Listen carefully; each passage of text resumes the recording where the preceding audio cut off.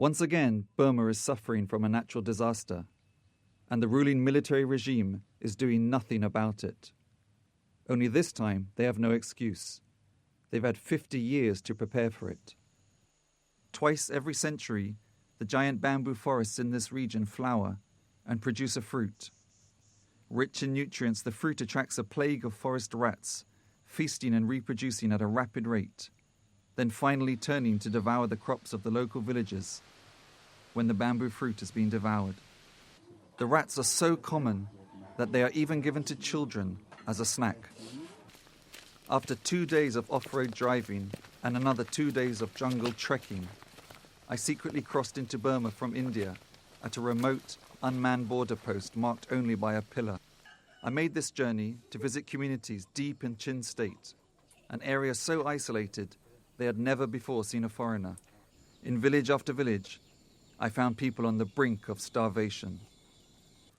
Fearing the military regime, this village chief wanted to keep his identity secret. During last year's harvest, the rats came and ate all our rice.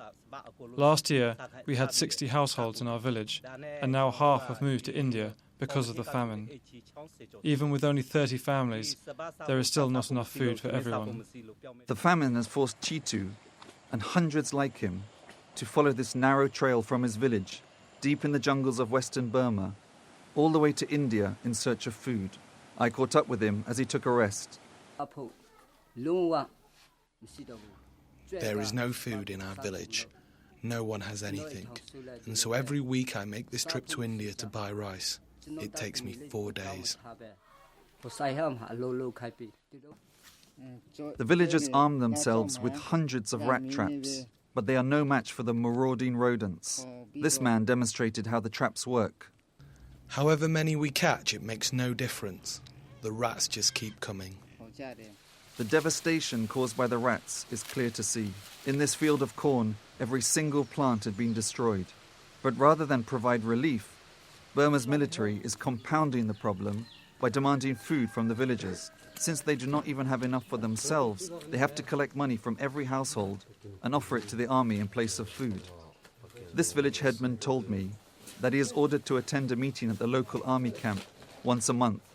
Recently, he was so busy trekking to India to collect rice, he failed to attend the meeting. When I returned, I found an envelope from the army. Inside it was a bullet. I was terrified.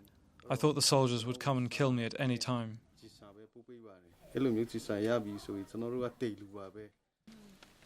And so for most villagers, the only solution is to make the long journey to India in search of food.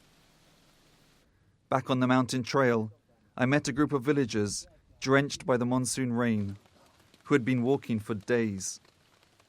I was reminded of the words of one villager I met the day before. We love our native land, and this is where we want to stay.